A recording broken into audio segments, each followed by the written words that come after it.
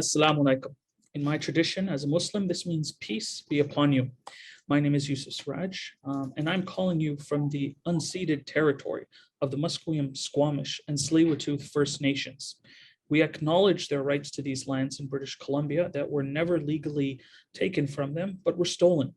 As people of consciousness and faith, it's important for us to take a moment to understand the initial and ongoing trauma faced by our First Nations brothers, sisters, and friends as we conceptualize what our role in helping to solve this challenge is. I myself come from a mixed heritage. My father is Egyptian African, and my mother is French, Italian, Canadian. I am born in Canada, but raised in many parts of the world. Part of this unique background allows me to understand and see, as many of us do, that there are challenges that we face based solely upon the color of our skin. For people who are from Africa origin, the challenges that they have faced for centuries, including here in North America on an ongoing basis, are ones that are almost unimaginable to exist in the 21st century. Racism, discrimination, killing, and murder just because of the color of their skin, and the ongoing mental health challenges that, as victims of these hate crimes, they continue to face on a generational level, is something that we all are trying to work to solving.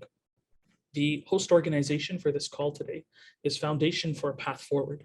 We are the official faith community convener for anti-racism initiatives in the province of British Columbia, working in partnership with the Resilience BC Anti-Racism Network to build solutions towards the challenge of racism and hate in our time.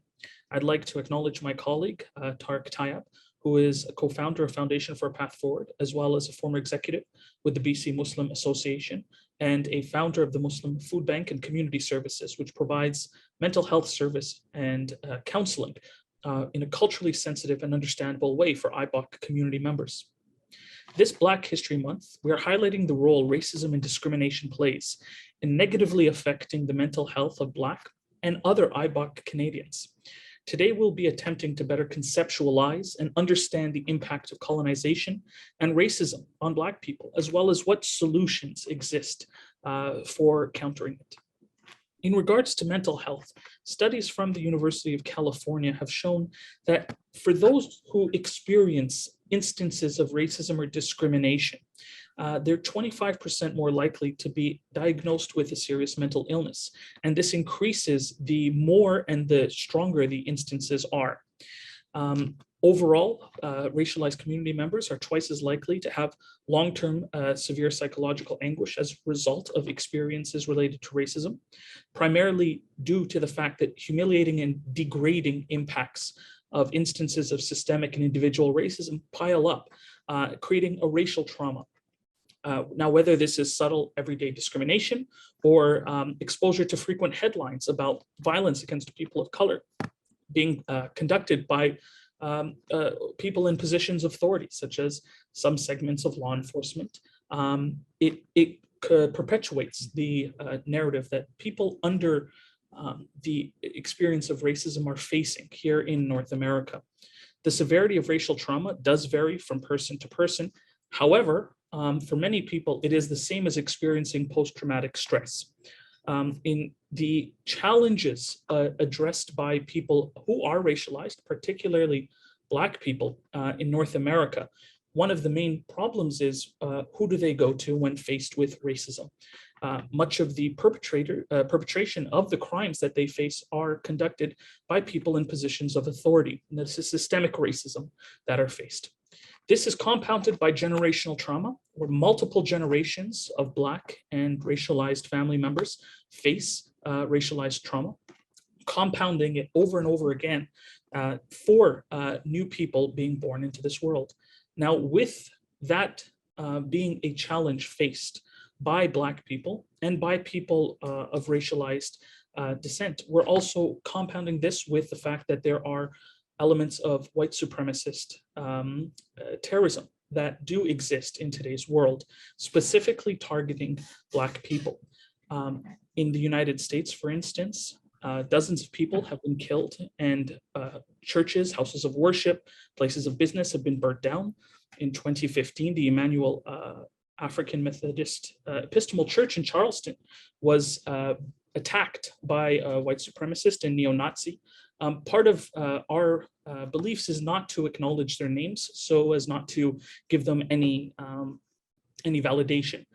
But this neo-Nazi, in essence, killed 9 people after praying with them in their church, and he was motivated by white supremacist ideology. This was taken up by the challenges that we've also seen, especially in other centers of worship for Black people. The churches were burned, such as in Akron, Georgia. Fire, again, was an arsonist attack. In Knoxville, Tennessee, Seventh-day Adventist Church was burnt down. These compounding and ongoing effects that have affected the Black community for a long time has been something that we today are going to highlight as being a cause of mental health challenges that Black community members have been facing. Here in Canada, we're not immune to such unfortunate circumstances. Our country is, in many respects, trying to address its colonial past. However, instances of systemic racism keep propping up in institutions of government and service. A few years ago, not even a few years ago, in British Columbia, for instance, students at the Lloyd Byng Secondary School were exposed to a racist tirade and bomb threat by a white student, which was posted on social media. The student was just slapped on the wrist, given a couple days suspension, and there was no follow-up initially by the administration of the school. Now, as Black students who are experiencing this live, like they were threatened with being blown up and targeted by racist rants, the fact that their own administration never backed them up or supported them is part of what we're seeing here as a compounding impact on the mental health and well-being of racialized and Black communities, particularly children.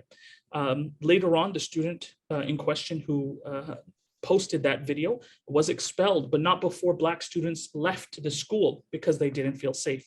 And that's here in British Columbia.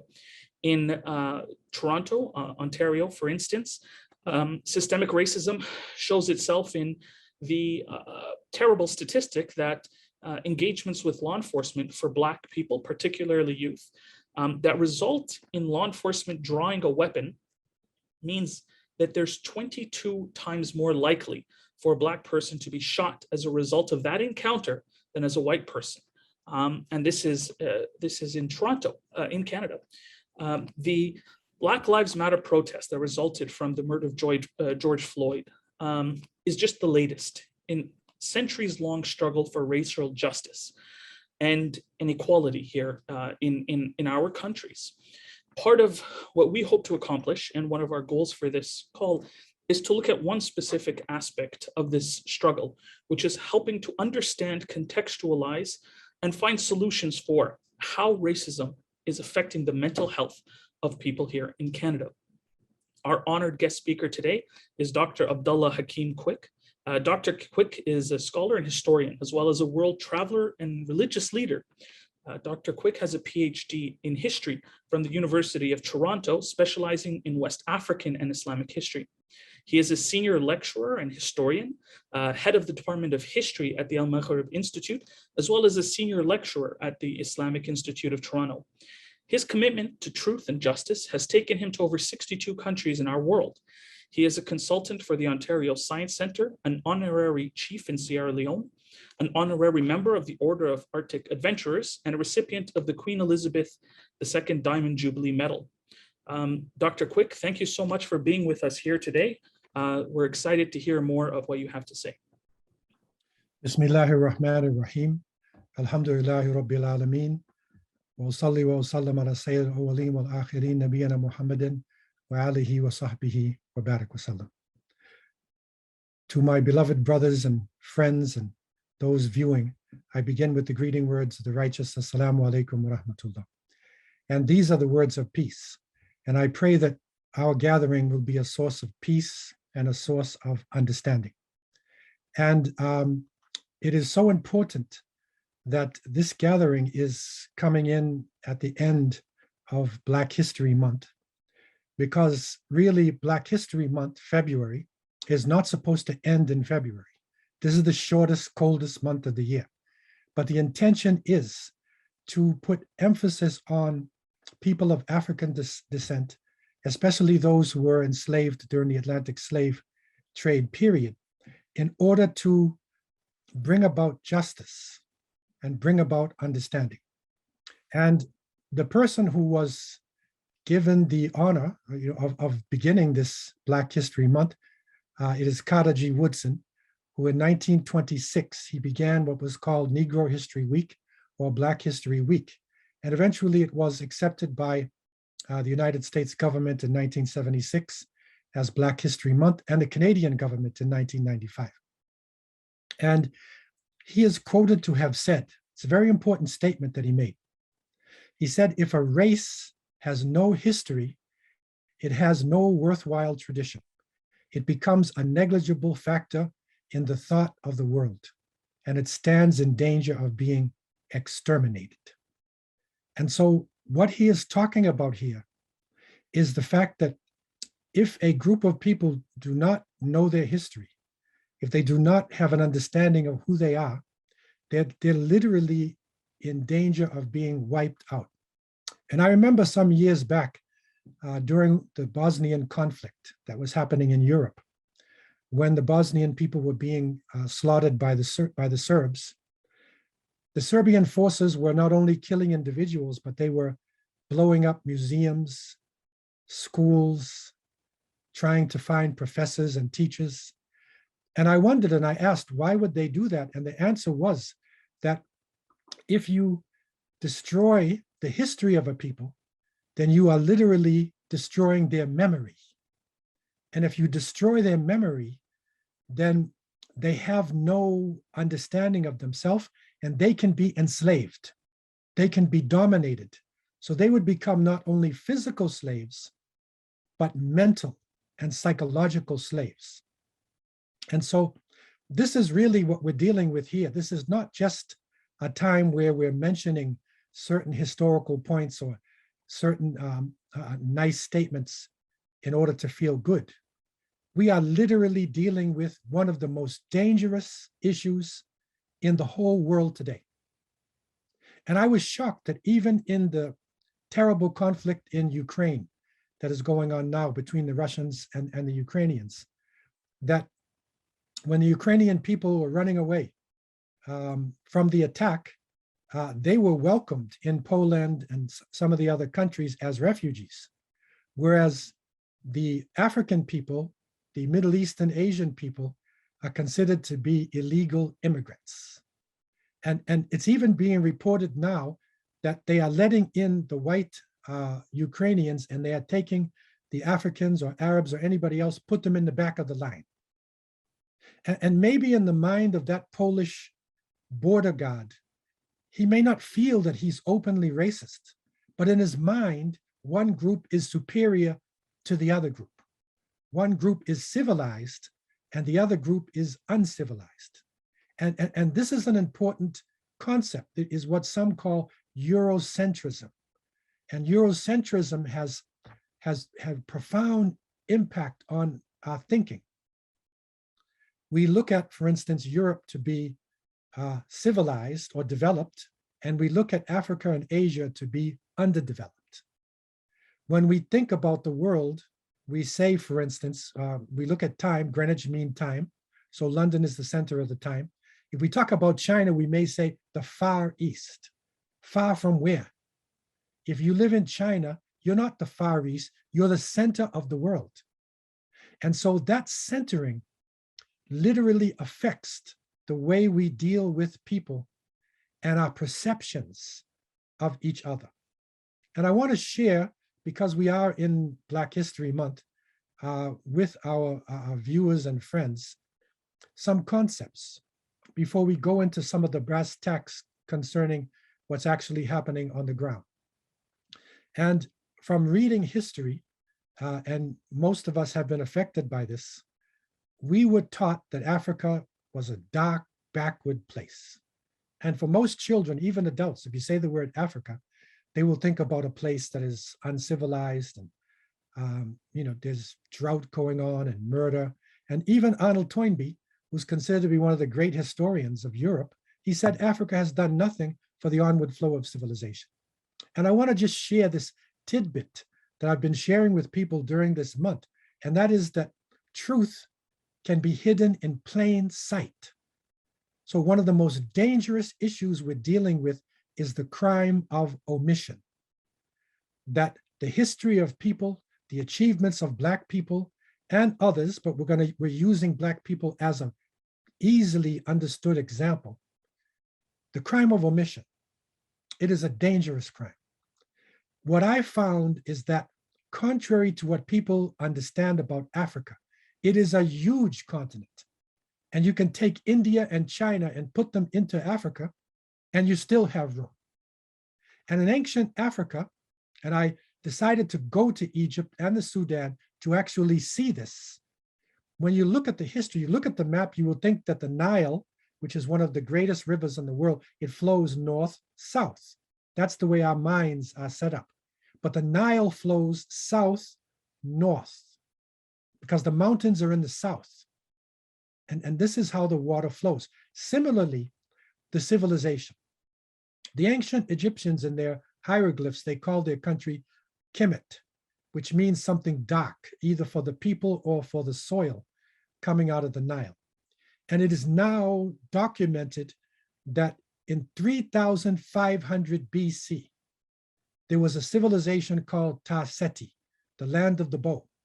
And it had pyramids, it had hieroglyphics. That's where the hieroglyphics actually began. Philosophy, everything you'd need to be so-called civilized. And around 3200 BC, Upper and Lower Egypt were united. And so this became one of the first great states in the world. And the one who united Upper and Lower Egypt was Namer or Menes. This is a bust, a sculpture of his face. And if you look at him clearly, you will see he is an African man. It is not Yul Brynner or Christian Bale or any of the ones who they try to show as the Pharaoh. The early leaders of Egypt, the people, were actually brown and Black people. Now, why is this significant? Remember, Arnold Toynbee said Africa has done nothing for civilization. But in 2650 BC, now what do we think about when we think about BC? They built the step pyramid of Saqqara.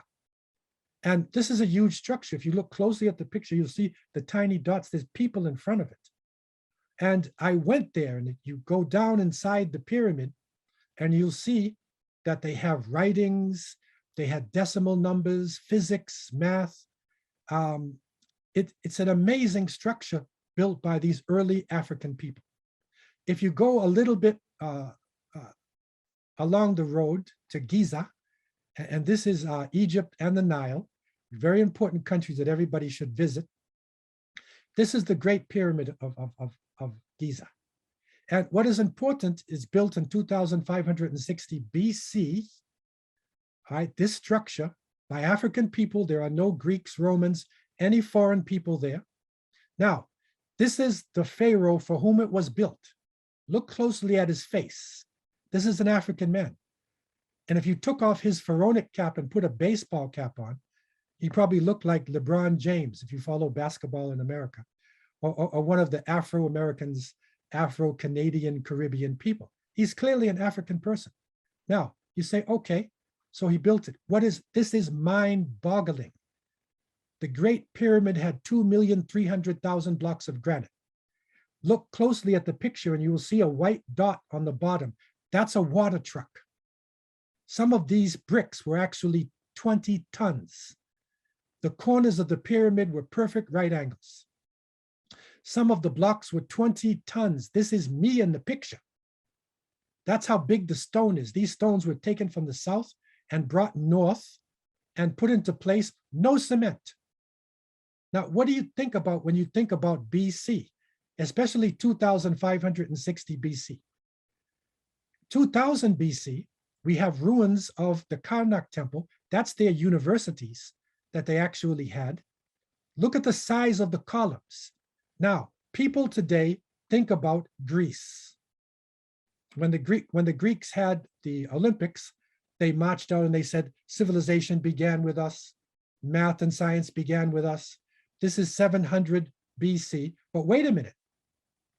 2650 BC was the step pyramid, and the ancient Greeks were not racist. And they said, we got our knowledge from the ancient Egyptians. They were dark-skinned people with woolly hair. So this is mind-boggling. Now, this is the Stonehenge. So this is the pride of Britain, the pride of England. Look at those stones compared to the Great Pyramid. Now, if we put our history in proper perspective, could we say that civilization went north from the Stonehenge down into the south? Impossible. So this is the crime of omission, which is in the background of the racism that we see today. Because if we look at the dynamics of racism, you find that it's made up of racist ideas. So this is your ideology. This is your twisted history. This is what white supremacy bases itself on. And these ideas take shape in individual expressions. And so you'll have the N word, the C word, you'll have arrogant ways of dealing with people. And that's what most people think that racism is. So if they stop using these words, but they look down on people and they think they're superior, they have not actually dealt with racism. But the third part of racism, which is so important in our discussion, is systemic institutional expressions, systemic racism. And that is where the color of your skin, your ethnicity, will have an impact on your position in society, where you live, where you get educated, the quality of your life. And so these dynamics are flowing through racism and what we see today. And it's not just something that happened in the last few hundred years. Probably the clearest form of racism, institutionalized racism, is the caste system of India. And this is where the light-skinned Brahmin people subjugated the Indian subcontinent. And if you look at the word for caste, varna, in the Sanskrit, it actually means color. So literally, you'll see a system where the lighter-skinned people on the top and the darker-skinned people on the bottom, the untouchables, was set up. This is an institution, and it's probably the worst form that has ever existed. Many people, when they think of racism in institutionalized form, they think of apartheid South Africa. And no doubt, it was a clear example in the 20th century. And it literally means in Afrikaans, which is a Dutch-based language, separateness or the state of being apart. And that was the basis that was established by the National Party of South Africa, who governed from 1948 to 1994. So they made it an official institution. But what a lot of us don't realize, and again, it's hidden. You see, and what's happening now in America is that they are banning books. They do not want the true history of the United States and the Americas to be told. Why is this? Because the Atlantic slave trade period, and you're talking about going from the 16th century right through the 19th, going to the 20th century, the lowest number for the total loss is about 20 million people. This is the basis of the society that we're living in today. And this is where African people were enslaved, and they were brought into the Americas, South, Central, Caribbean, United States, and Canada, and to produce materials which brought about the Industrial Revolution in Europe. It's the basis of the societies that we are living in. But African people resisted, and they resisted on the boats. They resisted when they reached. And there was even underground railroads where they would go and travel literally from place to place to come out of slavery. And it was really about this resistance that slavery eventually ended.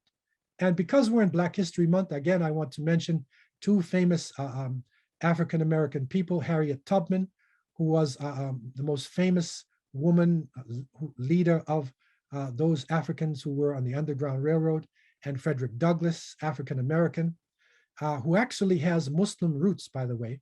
They have traced his mother's roots to the Bela or Bailey family that are connected to Salih Bilali. This is in the area of Georgia. He was a Fulani man, if you know the tribes of West Africa.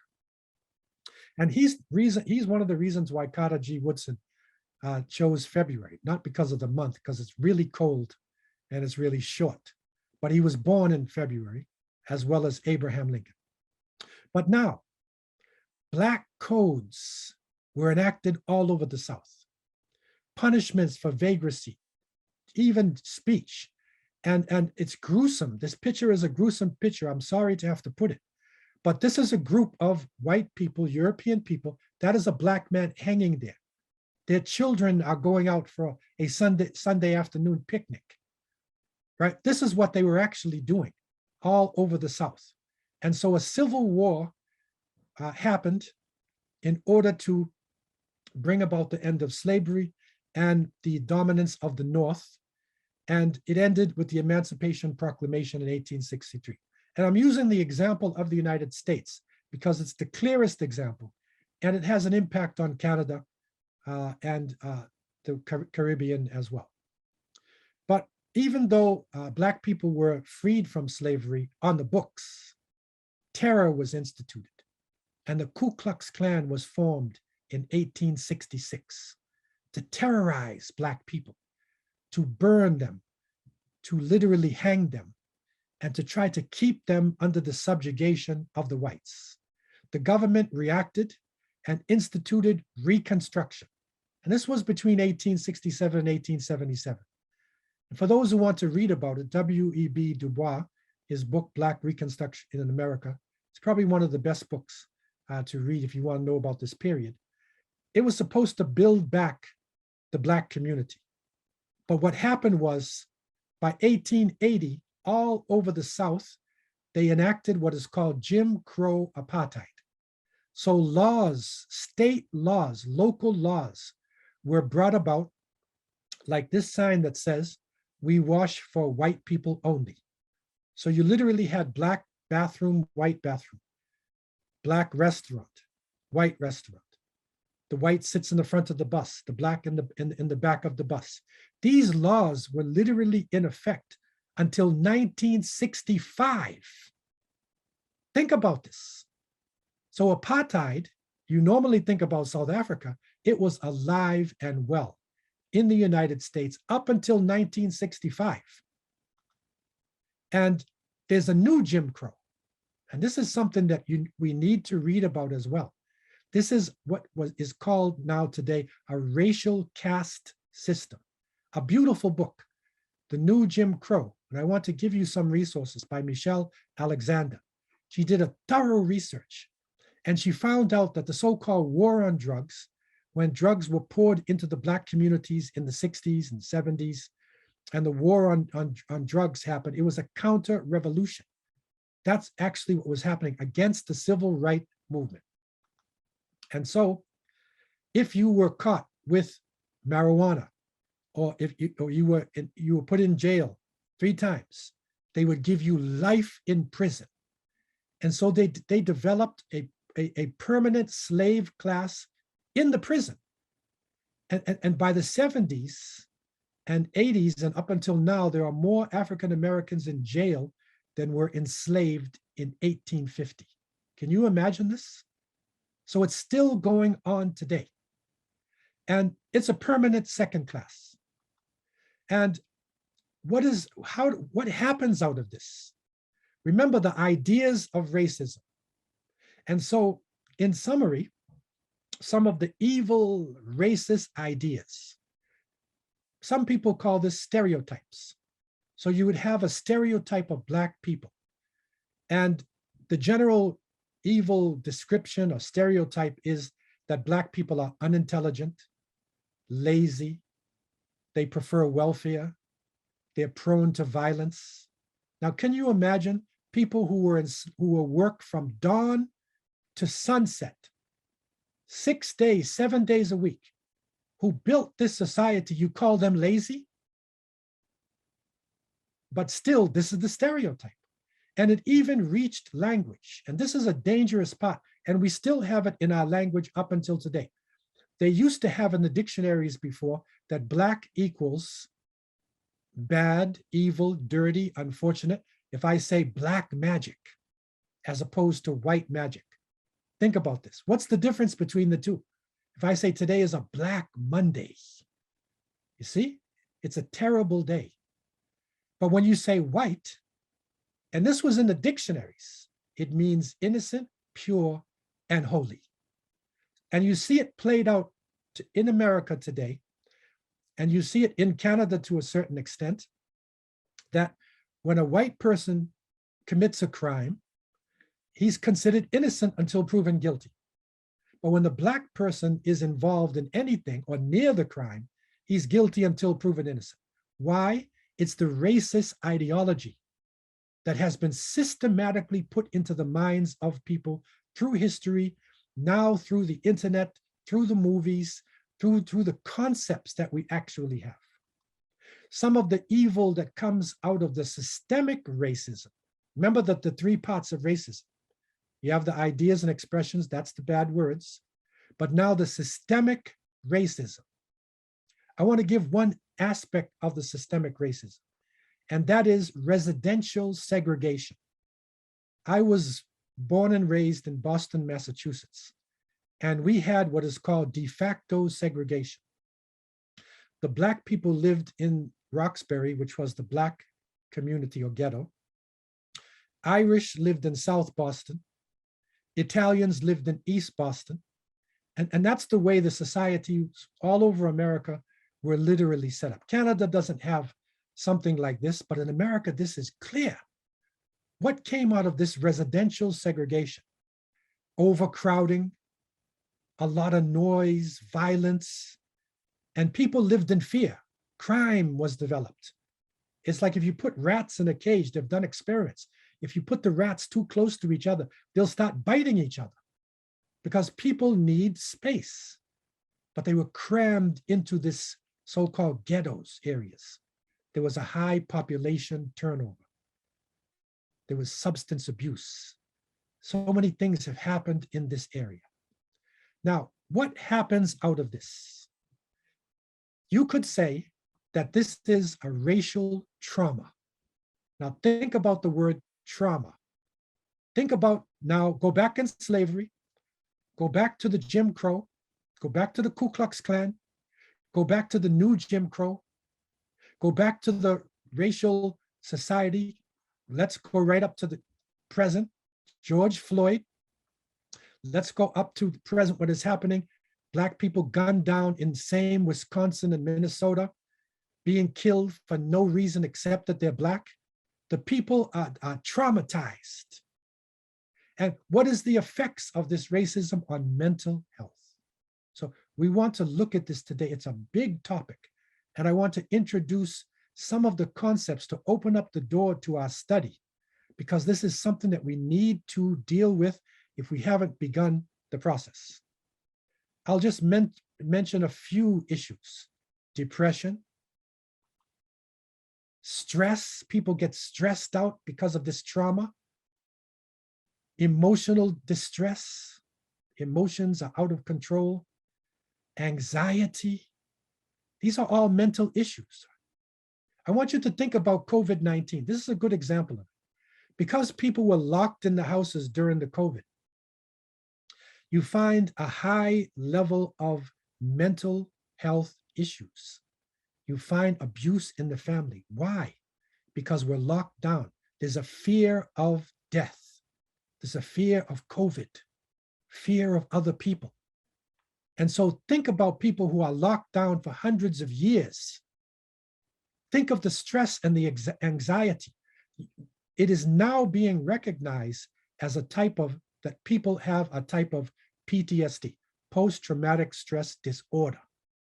It's literally now being identified, and it could even reach the point of suicide.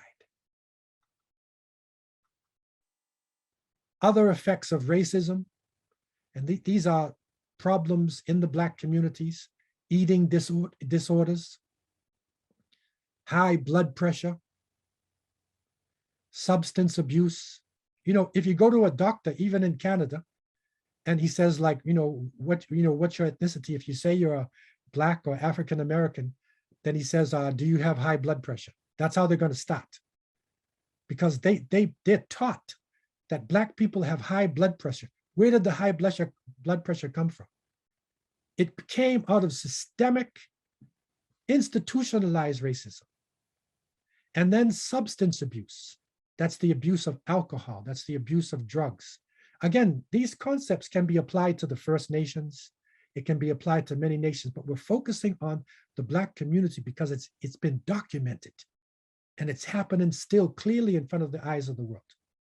And this is being passed on from generation to generation. The scientists even recognize it's passed on in the DNA of people. To the babies, a baby just born 1 year old is carrying this. We used to say amongst ourselves, as an African American, we used to say that we're all carrying a time bomb inside of ourselves. Eventually, it's going to go off. And I want you to think about some of the great athletes, great football players, basketball players. I don't know if you follow basketball, you'll see great players. I don't want to name names, but they're really doing well, but they have mental issues, health issues. And it comes out, even though they're millionaires, they have everything in life because of the pressure that's still being applied to the community. There are also barriers to the solutions, because we want to start thinking about solutions, but there's barriers. One of them is a constant erosion of self-worth. It's like a lack of satisfaction. You get somebody who's the greatest football player, basketball player, millionaire, he's still not satisfied with himself. Why? Because in his heart, he's not satisfied with who he is. He's been brainwashed by racism to have a low self-esteem. In the same way that the white people are brainwashed, high self-esteem, both of them are sick and they need to be cured. Another barrier in the Black community is stigma. People don't want to be called mentally ill. And so there's a stigma in that. People don't want to talk about their illness and what's happening to us. One of the problems we're also facing is a lack of Black therapists. There are very few doctors coming from the Afro-American community. I say Afro-Canadian too as well, Caribbean. And is a misunderstanding about Black mental health. So if a white doctor is dealing with a Black patient, sometimes they cannot understand why this person is having problems in the way they have. So I want to look at just one issue with a little more details, because again, I'm opening up a door. There's a lot of these issues, anxiety and the emotion, PTSD. Let's look at depression. This is a mood disorder that causes persistent feeling of sadness and a loss of interest. And I can say this from my own family and from our community. Many of the youth, they're just depressed. They just have no interest in life, no interest in education. It's like a sadness. It affects how you feel, how you think, how you behave. It can lead to a variety of emotional and physical problems. And you have major depressive disorder, or you can even go to clinical depression when it becomes a permanent part of your life. So the symptoms of depression: feeling sad, having depressed mood, the loss of interest or pleasure in activities that you once enjoyed. You'll see it in the change of appetite, like sudden weight loss or sudden weight gain. And it's unrelated to their diet. Okay, these are some points that you got to watch out for depression. Trouble with sleeping, or sometimes sleeping too much.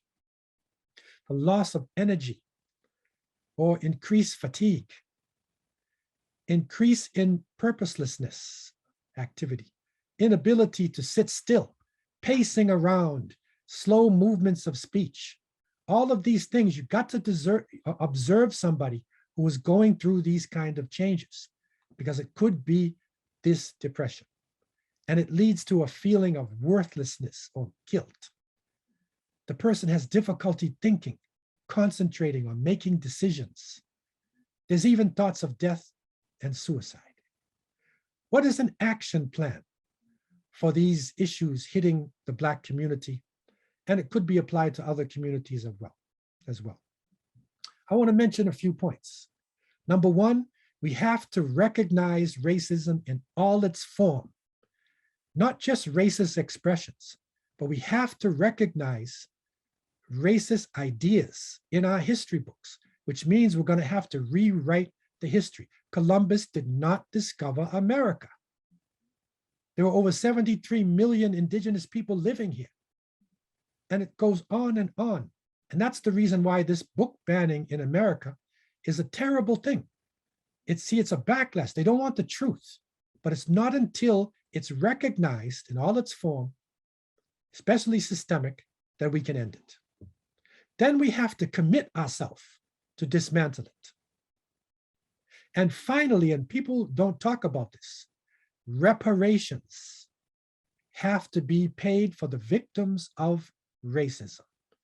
What do reparations mean? It doesn't just mean cut them a check. Some people think you want to get a check. No, it's not that. Yes, there should be wealth, there should be land, but the whole system needs to recognize it, not just an apology in words, but an apology in a systemic way, the way the system is dealing with Black people and those who have suffered this racism. What's the action cure for somebody with depression? And this can help some of the other aspects as well.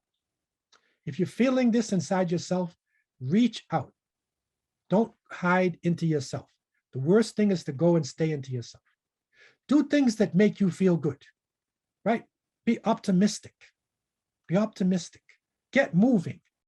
Don't get stuck. Also, eat a healthy depression-fighting diet.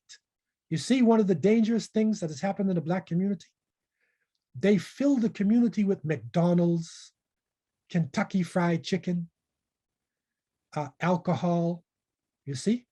But diet is part of the problem. And that means greens and fruit.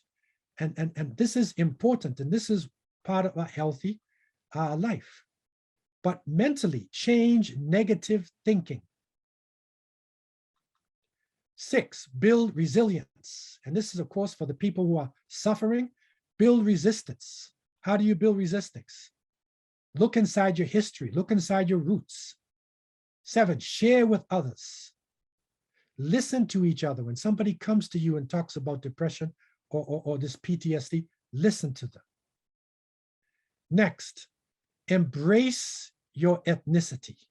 Whatever you are, embrace your ethnicity. And now as Muslims, somebody might say, well, you're not supposed to do this because Islam doesn't see color.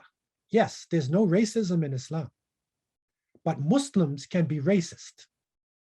And the Prophet, peace be upon him, said, you marry a person, this is Prophet Muhammad for those who may be non-Muslims, he said, marry a person for 4 things, for their wealth, for their beauty, for their lineage, for their family, and for their piety, their religion. He said, if you marry according to the religion, you'll be successful. What are one of the 4 reasons why you marry? It's your nasab. It's your lineage, your family. If somebody doesn't know their family, like African Americans, if it was taken away, the slavery period took away names, language, culture, religion, they don't even know who they are. So they don't even fit into the hadith. You see? So this affects people in a natural way. Once you get your lineage, then you're part of the Muslim community because Islam's going to unite all the races. That's the purpose of Islam. But for those who have suffered racism, embrace your culture. Not the negative part, by the way, but don't be ashamed of your culture, whatever it is. Strengthen your community ties. Join anti-racist activists. Direct anger into creative pursuits. Some people are just angry. The wrong thing is to just burn down the ghetto, burn down everything. Just destroy. No, control that anger. Put it into the arts, put it into skills development training, building. We have to channel our anger in a positive way. Some people who may be watching this presentation might feel, okay, if I'm a racist myself, now I'm talking to Muslims as well, by the way, because some Muslims think that they're not involved in this, but they are, because Islam has no racism, but Muslims do. Muslims have tribalism and they have racism. Now, if you have these feelings of superiority, you think you're better than somebody because you're lighter skinned or your hair is straight. I'm talking straightforward with you now. First, do a self-assessment. Assess yourself. Where am I at? Research this topic of racism. Don't be shy. Stop racial expressions. And it's not just the N word that we use in our own Muslim languages, Arabic, in Somali, in some other languages, you have words that mean Black people, like slave. It's literally in the languages. I speak Arabic, and I know that there are words like this. You got it. We have to take it out of our tongues. Be vigilant about systemic and invisible racism. And that can come in different forms. It can come in our institutions. It can come within our masjids, our communities, within our societies. Be vigilant about this.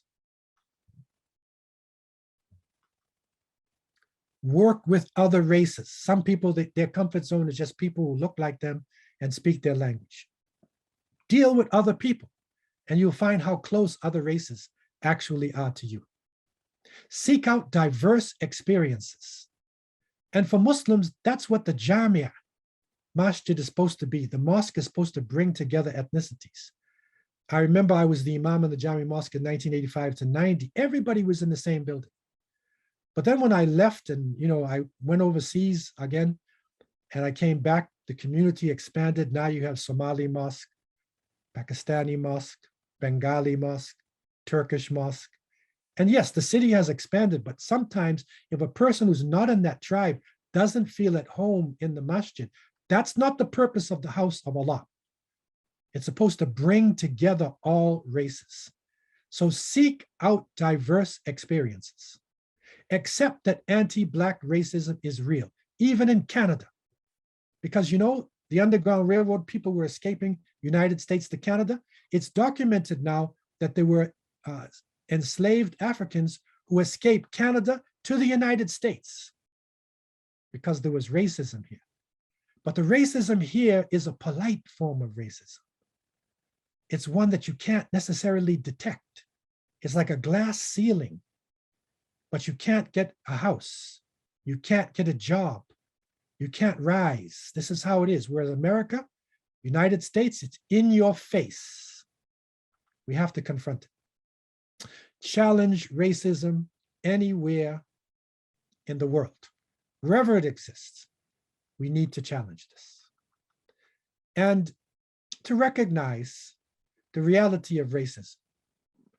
Look at an African brain, a European brain, an Asian brain. See the racist brain? That's the size of somebody who really judges another person based on their race. So I want to leave you with these thoughts at this point, and to open up the floor for questions. I have opened up a big Pandora's box.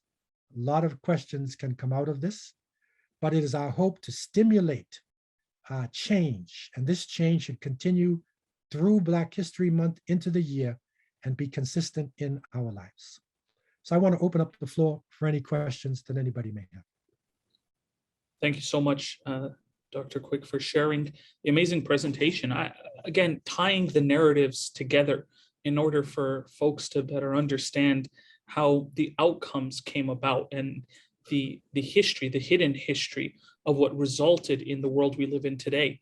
To your comments about generational trauma, we'd like to address one question we got in order to better understand that is when we talk about generational trauma, particularly for Black communities, what are some of the existing current causes of that? And what are your suggestions for how to fix it? When you're talking about generational trauma. Yes, sir. Yes, so generational trauma continues. In other words, it's being recognized now that the DNA of individuals can actually be affected by people who came before them.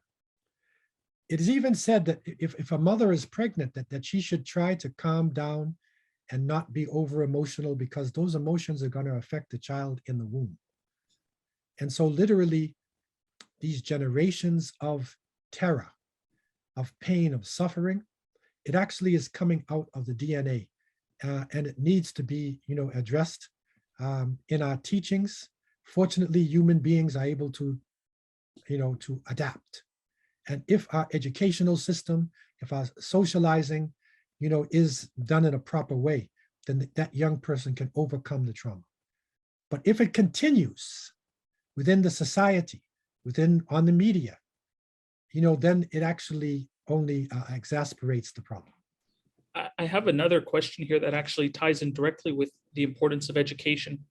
The critical race theory that we've been hearing about as an attempt to better contextualize Black history and the effects of racism in the United States.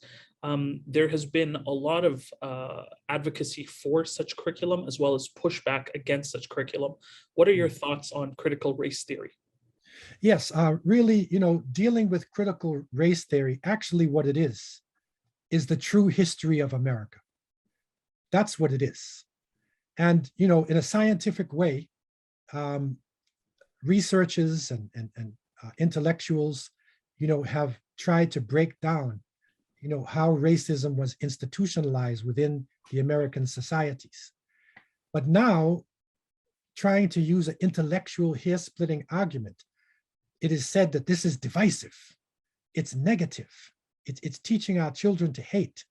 It's teaching us that America is not a great place. But really, that name, we don't even have to use that name. We want the true history of America, of Canada, of the whole Western world. And that will show the genocide of the indigenous people and the enslavement of African people. Not that it is bias, it's just the truth. Tell the truth. Tell what happened. That's all we want. You see? So people are just using, this hair-splitting dispute, intellectual dispute, in order to block the true history of this country, of these countries. For many folks, their understanding of history as well as other races comes from the media. There's a plethora of examples of negative stereotypical representation of Black communities, especially in mass media. What are your thoughts on the current state of how Black people or racialized minorities are portrayed, and advice to youth who consume this content? Yes, the youth need to be aware. They have to become sensitive. And when we take all of our information from the internet, from the media, we are missing out on real information. Yes, there's a lot of truth which is online. But as a historian, we were taught you don't take one person's opinion. You go to the primary sources and then the secondary sources. You take different opinions, then you come with your analysis.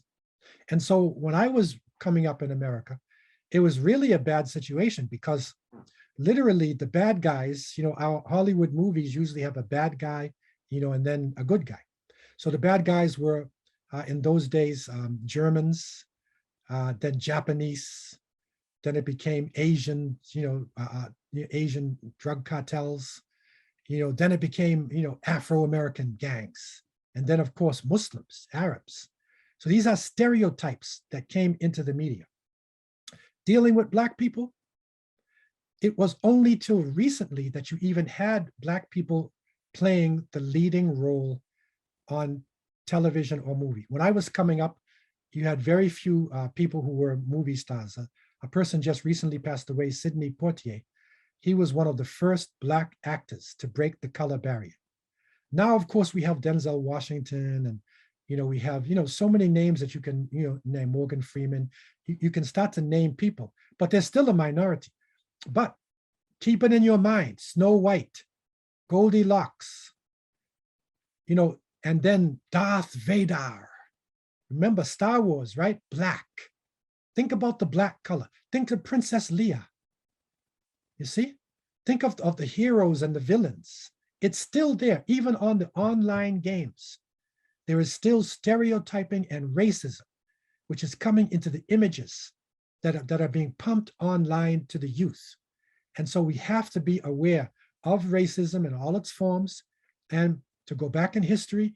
Then when you look at a movie, then you can see the racism coming out in your eyes. You can criticize it. And this is so important when we are dealing with the media. As a historian, your advice for people in today's day and age of disinformation and misinformation, and legitimately folks not knowing what is real or what to trust, how would you advise people to consume content and to try and understand what the reality is? It is important to do fact checking, that when you get some information, if you're that skilled, you can see where this information came from, what are the sources.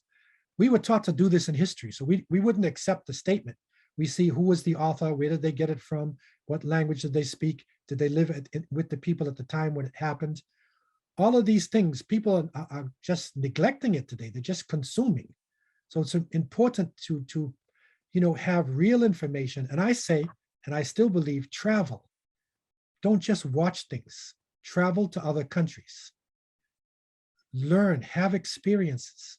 This is so important to open up the mind of the younger generation.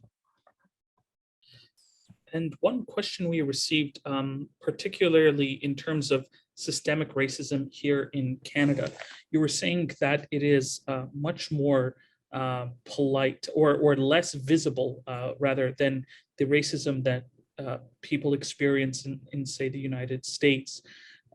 For Canadians who are racialized and who do have mental health challenges, what would be their best way to get support, given that a lot of the racism could be systemic? Well, we have to recognize that racism, in whatever form it takes, is just as dangerous. And I remember a wise elderly man came from the Caribbean, and he came to Canada, and he said, it's like he spoke in parables, but it was deep. He said, racism in America is rotten and it smells. But racism in Canada is rotten, but it has no smell. So we have to be aware of what is going on. We have to call a spade of spades. Studies are being done now to show that, yes, there is actually racism in policing.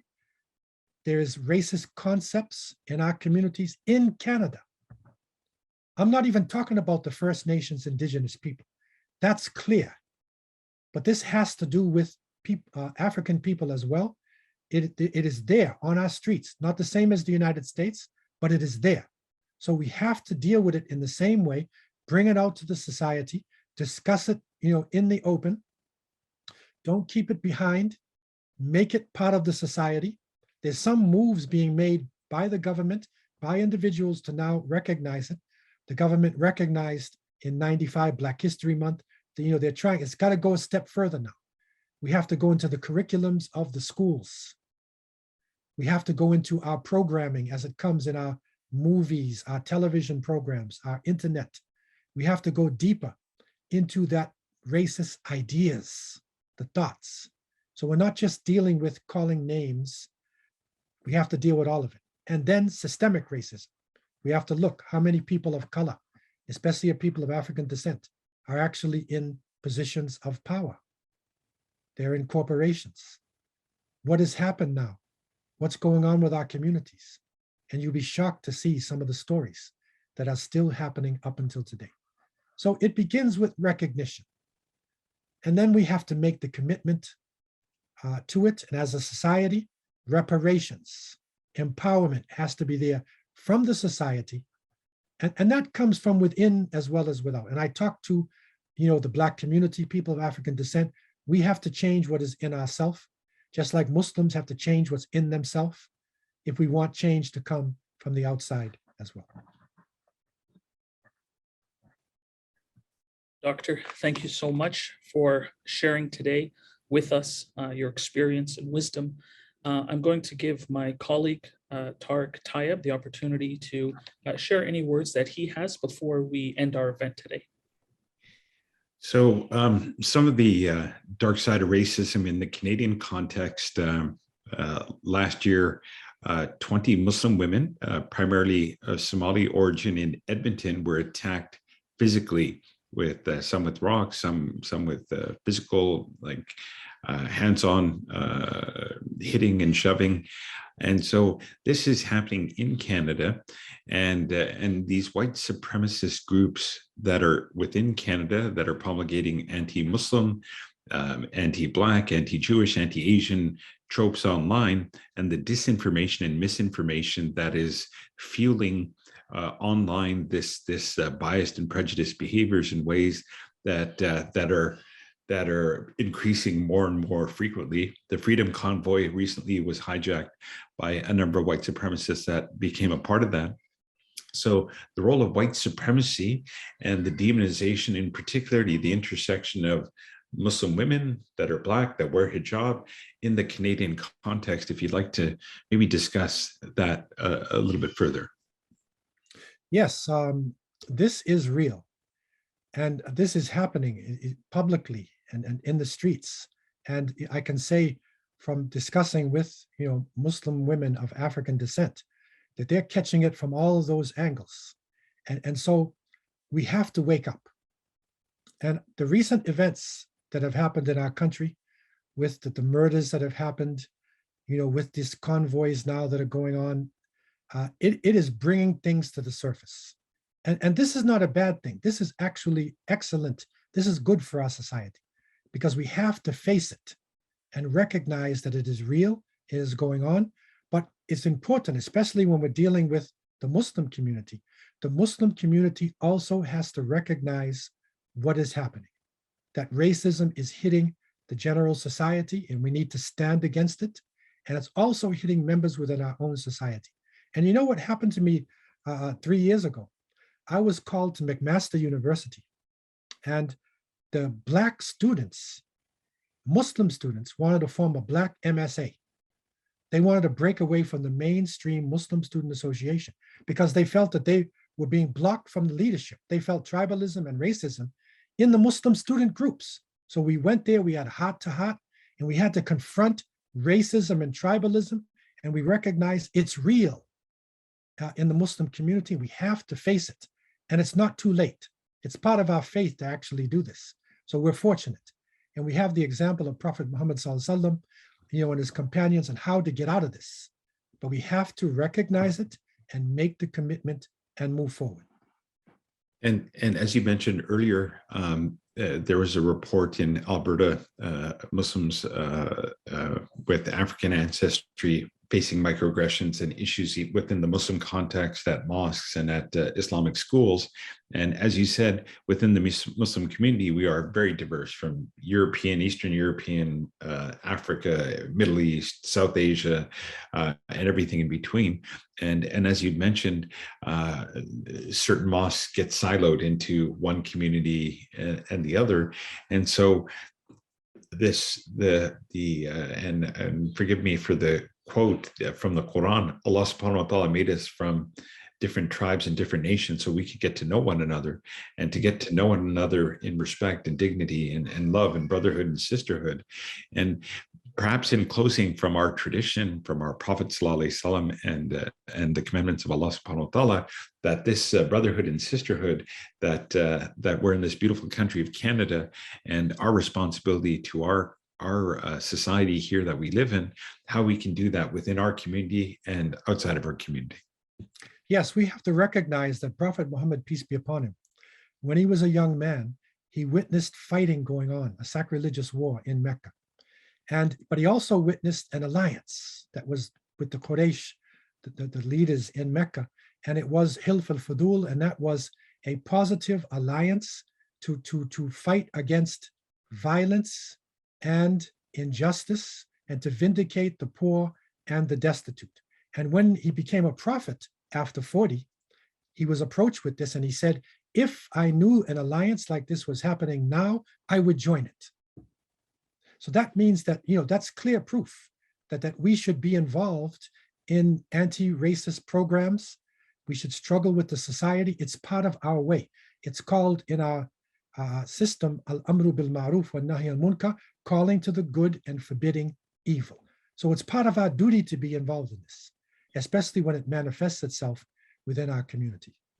And Yusuf and I had this discussion about the meaning of ummah is all of mankind, all of the human beings, that we are all ummah and there's no us in them, and that in our heartfelt appreciation for you and the great work that you're doing, and we really appreciate you coming, taking your time and sharing your knowledge and wisdom with us. And we are going to be sharing it widely on social media, and we will share with you any comments or questions or anything further that comes about after this discussion, after we do our social media promotion. And we certainly will take your advice and take heed. And we are doing the anti-racism work considerably here in British Columbia, but as we can see, a lot more work needs to be done. Yes, so I want to, congratulate you for this excellent work. May Allah, help all of us who are struggling in this area to grow from strength to strength. And may Allah also forgive us for the mistakes, that we make, and enable us to stand up for truth and justice. Ameen.